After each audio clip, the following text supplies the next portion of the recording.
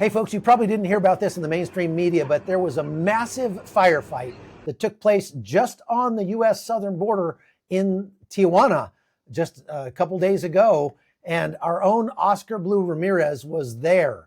It was actually right behind his house. Hey guys, believe it or not, there aren't a lot of five-star resorts, restaurants, and things like that in the war zones that I report from. And believe me, you don't even want to know some of the stuff that I end up eating in the field. I would call them exotic, but it's worse.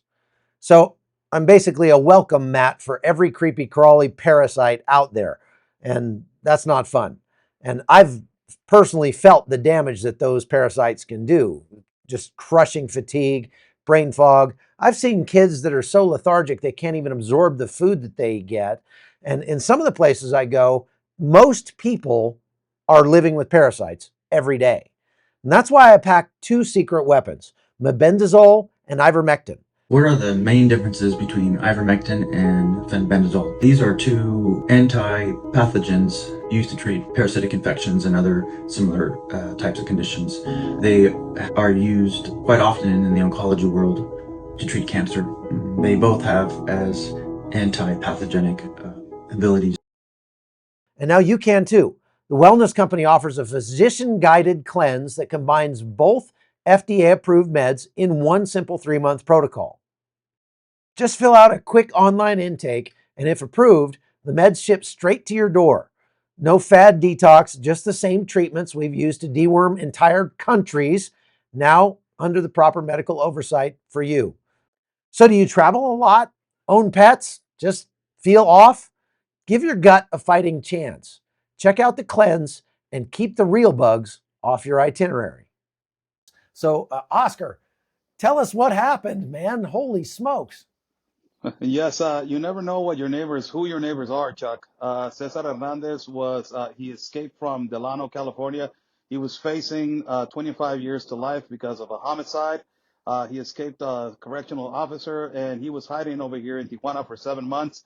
Apparently, intelligence officers working with the United States officials also, they located the guy 4 months ago, but they were studying him. And at around 1 o'clock in the evening, they arrived outside of his house. There were like 6 or 7 officials with another convoy that presumably it is U.S. Marshals.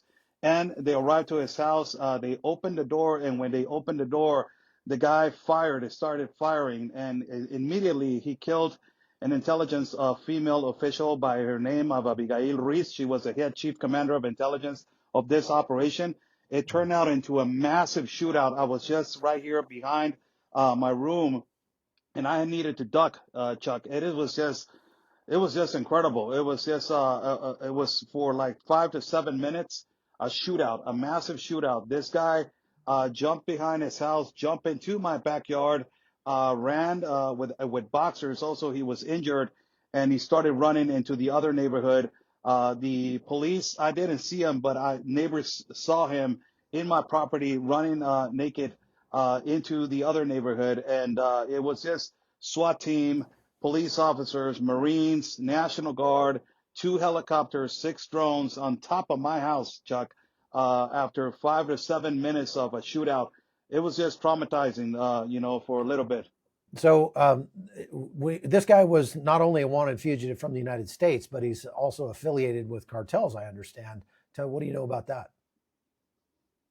Well, apparently the guy, is wanted for homicide in the United States, and also over here now he's wanted for assassinating a police officer. But also the speculation it is that guy, creates explosives. He's also aligned with some, organized crime or some individuals that they are violent. The guy is wanted. He's a fugitive. They have done a couple of operations during the week to try to find him. He has speculated to be on the east side of the city, then on the central parts of the city.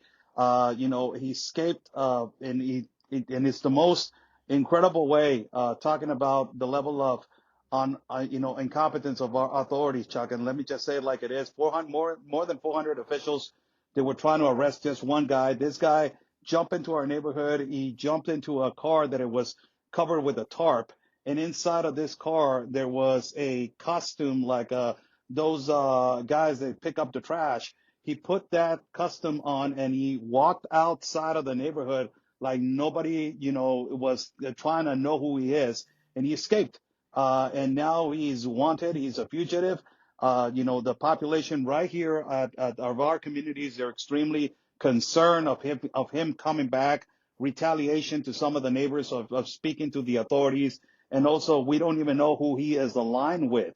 So that's one of the things that we are, extremely concerned of these individuals, that this guy specifically that escaped the American authorities and now he was hiding over here. Unbelievable. Well, I'm glad you're safe. Now, I want to show the video. Let's just listen to the gunfire for just a second.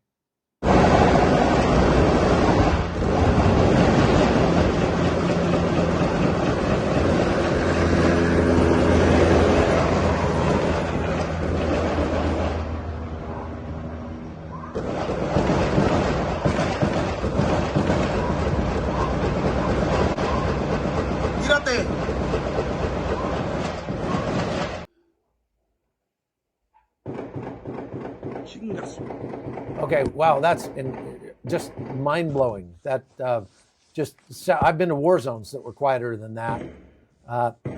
Is that the kind of thing that are there? I mean, obviously, it's not going to be good for your property values over there. But are people saying, "I'm out of here. I want to move out," or no? Yes, particularly myself, I'm thinking about moving immediately, as I can, and Yeah. other people also, they're immediately moving. Why? Because it talks about the level of security that we don't even know who lives behind us and who lives in front of us, and we don't have security upon ourselves. And also, the police has been really inefficient.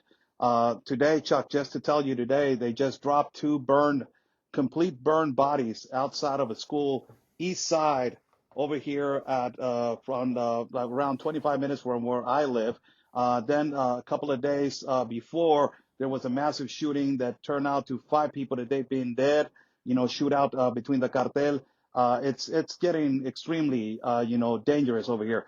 And plus this shootout, that it was just one individual shooting to all officials and to all officers and killing one and then jumping to your property. If I didn't have the doors locked, possibly he would have gone into my house, and God forbid what would have happened.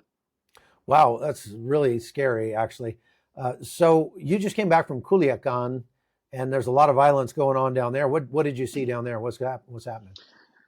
It's the war of the cartel, Chuck, but more amazingly is how the cartel has grown intelligently using bloggers, using influencers now, as there has been a killing spree of more than 7 or 8 influencers and bloggers, because the cartel now is using them to funnel into also money laundering through their platforms. So they invest a lot of money on them. They use them as a platform for them to traffic women, to also to exploit, the audience, and also to exploit trafficking of women, exploit trafficking of children through their audience. So they're using them. And there's two opposition cartels that they're fighting over territory. This is because of what happened between El Chapo Guzman and El Mayo Zambada, that one of the sons of El Chapo gave El Mayo Guzman to the authorities of the United States. So that ended into a relentless war that has been going on for 7 months. One of the amazing things that we did, Chuck, is we visited some places that they were extremely taken over by the opposition of El Mayo Zambada's, cartel groups, and they have terrorized all the people. They have terrorized citizens. You have shrines now of La Santa Muerte all over these cartel neighborhoods, all over the cartel neighborhoods, Chuck. It's amazing. You have shrines, big shrines, that they do their massive offerings, and this has been a normalization of a conduct, and more of that, the nightlife, it is non-existent. Around 6 or 7 o'clock at night, the citizens have taken upon themselves of a curfew to go back home. The businesses close around 6 or 7 o'clock at night. You don't have a nightlife. There's no nightlife from Monday to Sunday. And then the day life, it starts around 8 or 9 o'clock in the morning. So it has really affected economically and financially the businesses. And also, we were there just a day before we arrived. There was a decapitation of a guy that was a leader of a cartel. They put his head in the middle of a sidewalk in a really transit boulevard, and this is a war. It's a really a deep and dangerous war right there in Culiacan.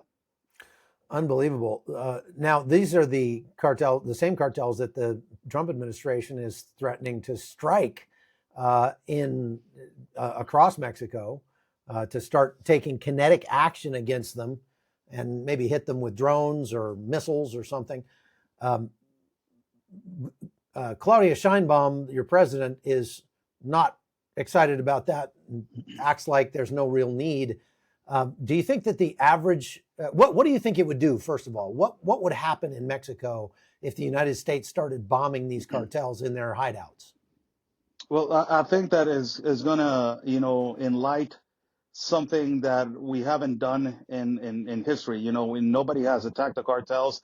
Like if it would have been the United States of America, they will immediately take them out. But it will also create a little bit of animosity between the citizens to say, it will push the government to tell them like why you haven't done this. It's exactly what the government, the actual administration of the United States of America has pushed the government to do something about it. 29 extradited people, more than 300 laboratories have been dismantled. There was a big laboratory that was discovered in Zacatecas with more than 700 million doses of methamphetamine. But this is the other thing, Chuck.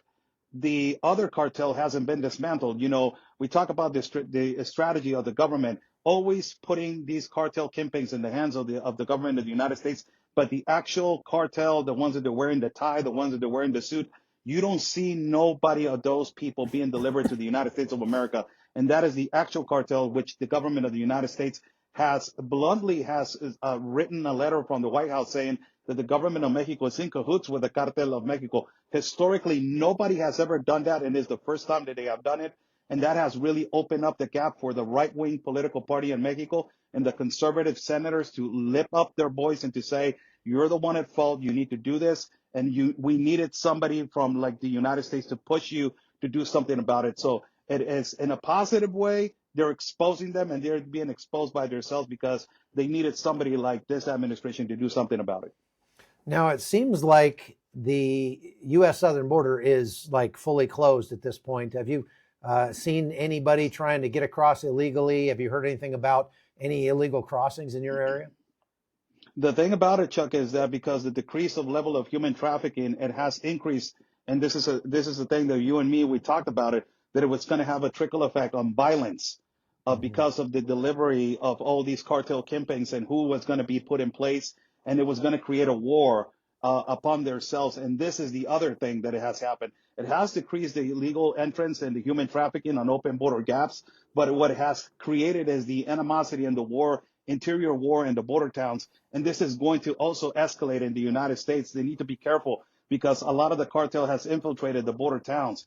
And a lot of these people are also still operating, and they're going to continue to operate with what? With the continuous, trafficking of fentanyl, the continuous trafficking of cocaine. They're going to go back to synthetic drugs and also the exploitation of women. And that's another thing that they haven't focused. But, it has decreased a lot. It fully decreased on illegal, entrances to open border gaps. That's excellent. And you're right. It's going to create dissension among the cartels. They're going to be fighting over the resources that are left, but also looking to shift their operations somehow so that they can keep making money. If the open border thing is not a thing anymore, they're going to be looking for other ways to fill that gap. What are some of the other ways that the cartels are trying to make money right now? Well, the other thing that we're studying is how they're using influencers and how they're using record companies and musical companies. They're using public figures to funnel money and to also money laundering money. And through them and their own, concerts and venues, they do massive distribution of illegal drugs, and they do massive operation of exploitation of prostitution and all of this. They have expanded so much their mode operandi. They know how to use social media, and they know how to use these venues and record companies to, basically hire all these public figures that they can exploit through their cartel activities. So that's one of them that the government of the United States need to study more. And also the trafficking of drugs, that it hasn't decreased. It is going to increase. The government of Mexico, Chuck, get to know this. They're only attacking two cartels. One of them is at Chapo Guzman, that they just seized a big, a big 40 more acres of the laboratory, the one that I just told you, of more than 700 million doses of methamphetamine. And also they're highlighting every atrocity of the CJNG cartel, but they're not mentioning the Mayo Zambada cartel, that this is the guy that just spoke and said, if you don't extradite me to Mexico, I will create animosity between the relations of Mexico and the United States. They're not attacking that cartel. They're only exposing two of them. So that creates kind of like a curious thing of what the government is doing and trying to show the government of the United States of America to say, hey, yes, we're exposing these two, but we're just, what's going on with the other one? So that's kind of like a thing that is really, highlighting right now the attention over here in Mexico. And I'll tell you what, you're one of the bravest and most intrepid journalists I've ever met. And I think you're crazy for living in Tijuana. You need to get out of there, man. Come to Panama. And there's lots of nice, safe places around the world where you could do your reporting from. But you are bringing a service to our nation and to our viewers that is extremely important. Somebody on the inside who understands how this stuff works and is not afraid to go out and get that information. I have to say, though, the video that you shot out your window, you started out, you almost filmed it vertically. I noticed that. And then you heard my voice in your head yelling at you, no, it has to be horizontal, and you shifted it back to horizontal. I noticed that. Immediately I heard the Chuck Holton, like, horizontal, Oscar Blue, horizontal. I have a feeling that you weren't like looking through the camera, like looking to see what was going on. You were just like this out the window. Well, I hope you and your family stay safe. How do people get a hold of you if they want to follow Oscar Blue Ramirez, which they'd be crazy if they don't? Where can they find you? All social media, Chuck, Oscar Blue Ramirez, and also, everywhere that you can find me, Oscar Blue Ramirez and YouTube and all platforms you can find me like that, Chuck. So thank you so much, Chuck, for having me on your platform. Great. Everybody needs to go and subscribe to Oscar's channel. He does lives almost every day from all over the place, including Mexico. And you're going to get information from him that's first source news. It's not coming from some other media. He's going out and getting it the hard way. So let's give him some love. All right. Good to see you, brother. I hope you stay safe, and we'll see you next time. God bless you. Thank you so much, Chuck. God bless you and all your audience. All right.